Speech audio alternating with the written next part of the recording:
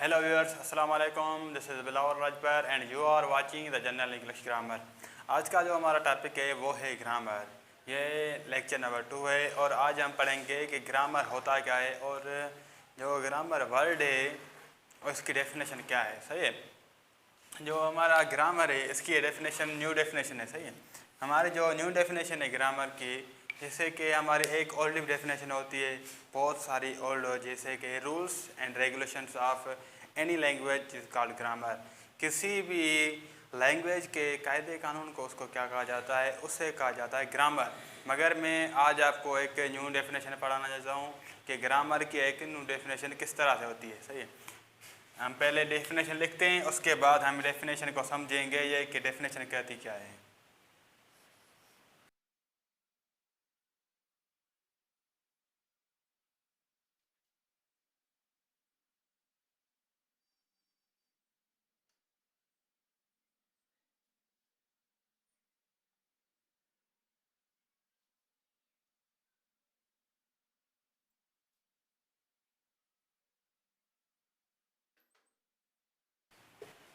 ये new definition है grammar की। ये न्यू डेफिनेशन क्या कहती है?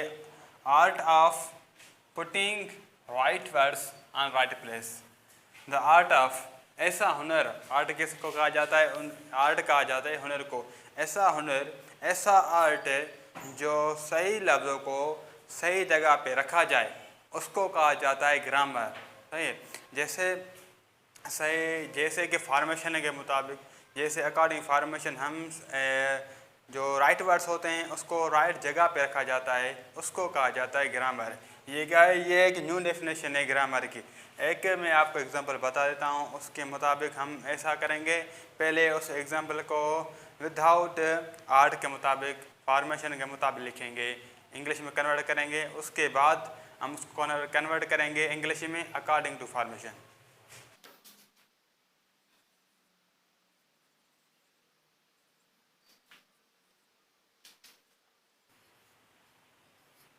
ये एक हमारा एग्जाम्पल है। इस एग्जाम्पल में क्या लिखा है? मैं स्कूल जाता हूँ। सही है। पहले हम क्या करते हैं, इसको फॉर्मेशन के मुताबिक नहीं लिखते, इसको जैसे हमारा ये वर्ड है, जैसे हमारा सेंटेंस है उसके मुताबिक हम इसको कन्वर्ट करते हैं इंग्लिश में। सही है। पहले हम लिखते हैं मैं मीन्स आई, यहाँ पे आई लिखा। स्कूल जाता हूँ, ये हमारा ऑब्जेक्ट है स्कूल, तो स्कूल हमने ये लिखा। जाता हूँ गो टू। आपको ये कभी भी सेंस समझ में नहीं आएगा। गो टू स्कूल आई, क्या इसका कभी सेंस मिलता है? नहीं मिलता, क्योंकि ये ग्रामर नहीं है, क्योंकि ये एक परफेक्ट डेफिनेशन के मुताबिक ग्रामर नहीं है, ये सेंटेंस नहीं है। क्यों नहीं है? क्योंकि ग्रामर कहता है कि art of putting right words on right place. जो सही वर्ड हैं सही जगह पे रखने का, उसको कहा जाता है ग्रामर, उसको कहा जाता है यह एक आर्ट। यहाँ पे ये जो सेंटेंस है वो है प्रेजेंट इंडेफिनिट सेंटेंस। ये क्या है? सेंटेंस किसका, टेंस का है? वो है प्रेजेंट इंडेफिनिट का। आपको पता है कि प्रेजेंट इंडेफिनिट में क्या आता है? फर्स्ट पे हमारा सब्जेक्ट, उसके बाद हमारा मेन वर्ब का फर्स्ट फॉर्म प्लस ऑब्जेक्ट।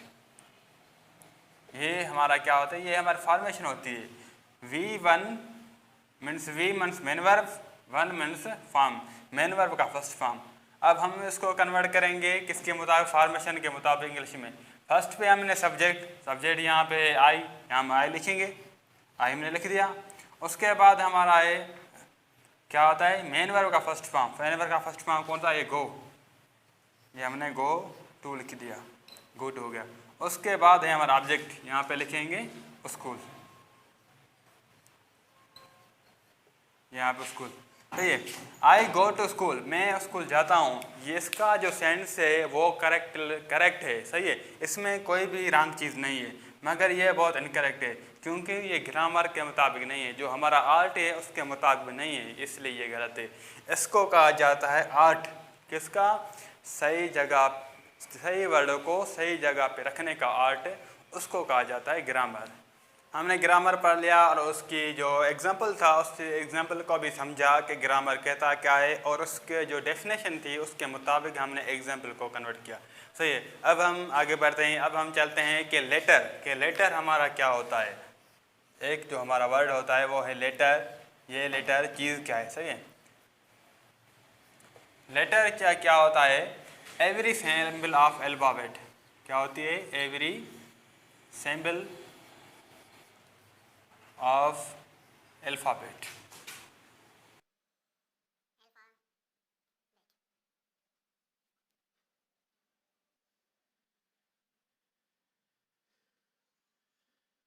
सही है, एवरी सिंबल ऑफ अल्फ़ाबेट इसका लेटर। जो भी सिंबल हैं अल्फ़ाबेट की, अल्फ़ाबेट हमारे कौन से है, जो हमारे इंग्लिश अल्फ़ाबेट है ABCD, ये क्या है, हमारी अल्फ़ाबेट है। एवरी सिंबल, जो भी लेटर आता है, जो भी सिंबल आती है अल्फ़ाबेट की, उसको कहा जाता है लेटर। जैसे कि हमारा एग्जांपल है यहाँ पे, एग्जांपल ये हमारा ए क्या है, एक वर्ड है, एक लेटर है, सही है। BCDEF,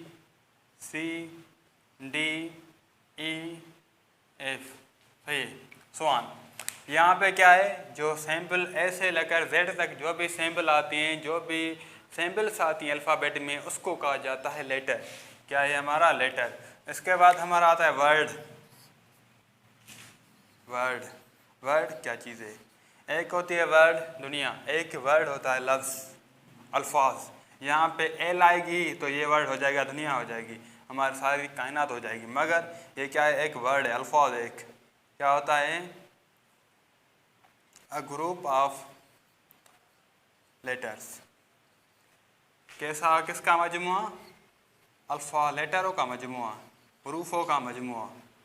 a group of letters which gives meaning, जो मीनिंग दे, उसको कहा जाता है वर्ड,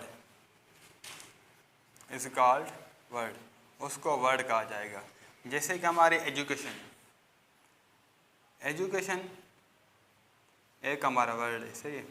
एक हमारे इसमें कितने सारे हरूफ आते हैं, ये एक हरूफ है, डी हरूफ है, यू हरूफ है, CATION, ये सारे क्या हैं, ये सारे हरूफ हैं। हरूफ मिलकर एक वर्ड बनाते हैं, एक अल्फाज बनाते हैं, उसको कहा जाता है वर्ड। तो जैसे कि हमारा नॉलेज है, नॉलेज क्या है, नॉलेज हमारी एक वर्ड है, एक अल्फाज है, इसको कहा जाता है वर्ड। ये हो गया हमारा वर्ड। नॉलेज जो इल्म होता है, उसको कहा जाता है नॉलेज। अभी हमने लेटर भी पढ़ा, वर्ड भी पढ़ा। अब हम पढ़ते हैं कि फ्रेज़ क्या होता है। फ्रेज़, जो फ्रेज़ हमारा वर्ड है, इसकी डेफिनेशन किस तरह से होती है और क्या होता है, ये हमारा है फ्रेज़। फ्रेज़ क्या होती है, अ words of group, a group of words.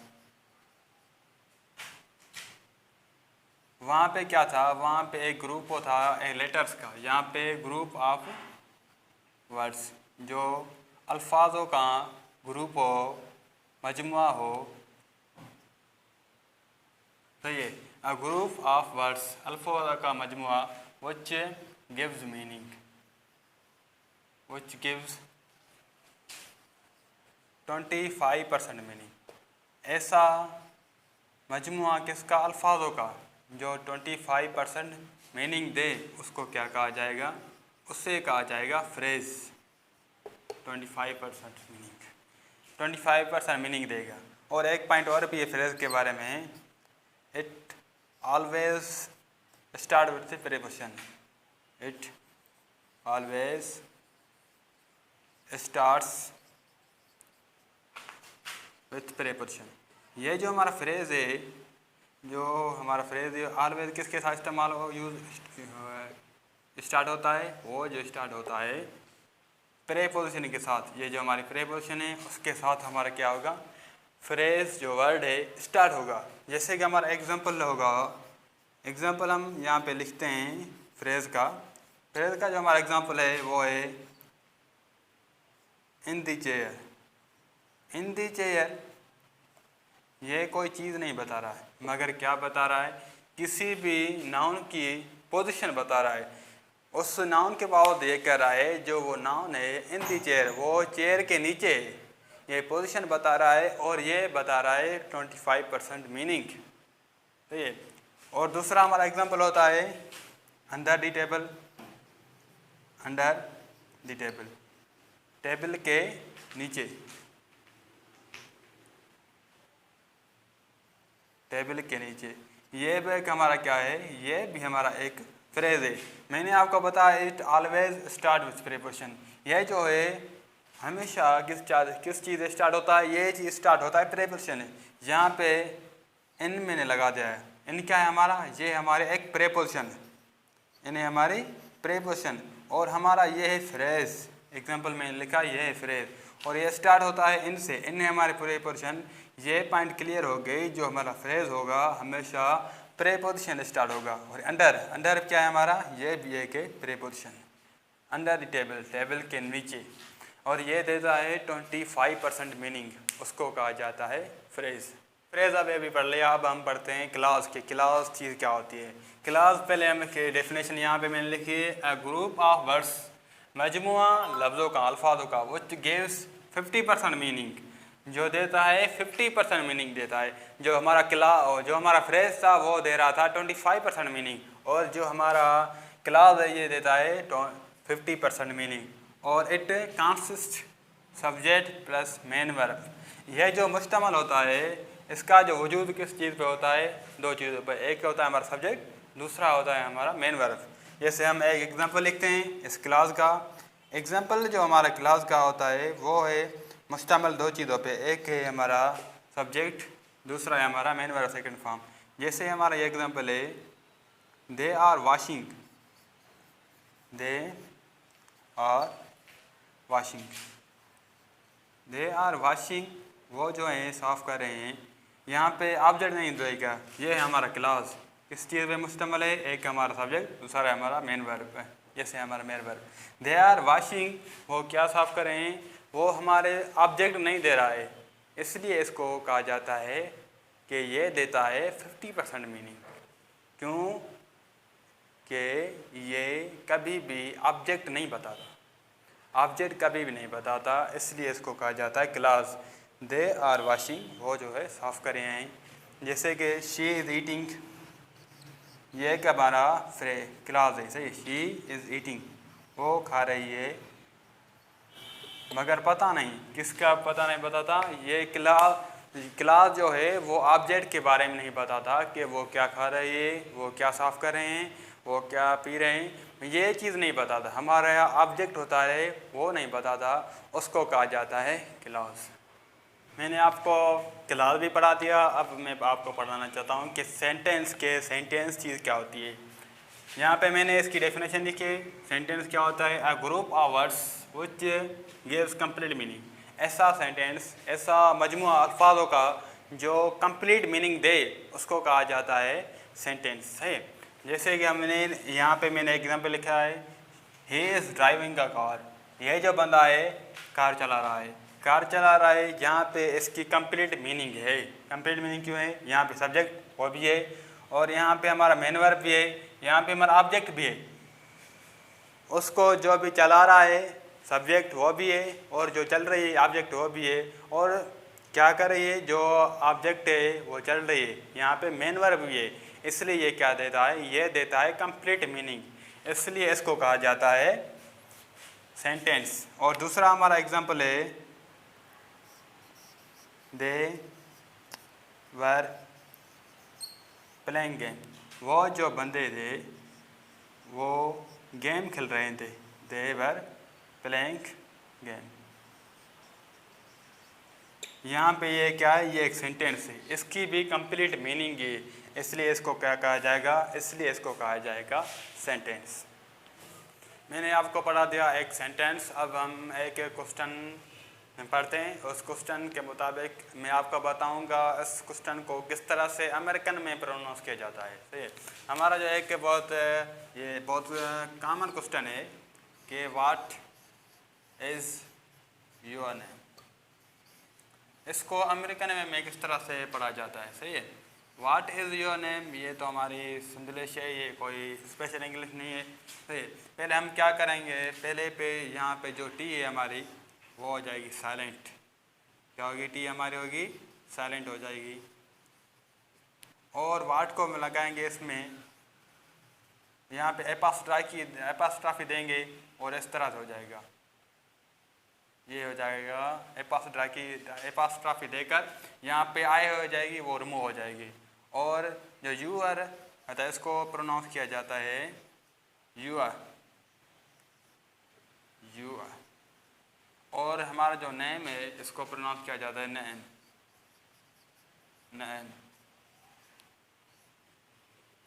यहाँ पे टी हो गया हमारा साइलेंट, और यहाँ पे हमने एस आई को रिमूव कर दिया, यहाँ पे आई को रिमूव कर दिया, और यू को पढ़ता यू है, और नेम को नैम। इसको किस तरह से अमेरिकन में पढ़ा जाएगा, इसको पढ़ा जाता है what's your name, what's your name, what's your name, what's your name. ये होता है तरीका किसका, अमेरिकन वे में। ये जो सेंटेंस है ये यूज़ होता है यंगर के लिए, यंगर जो हमारे छोटे होते हैं उसके लिए, एंड इक्वल एज जो हमारे फ्रेंड्स होते हैं वो क्या है, हमारे इक्वल एज होते हैं, उसके लिए हम क्या करते हैं, ये सेंटेंस यूज़ करते हैं। इक्वल एज वाले जो हमारे फ्रेंड होते हैं उसके साथ ये सेंटेंस यूज़ होता है।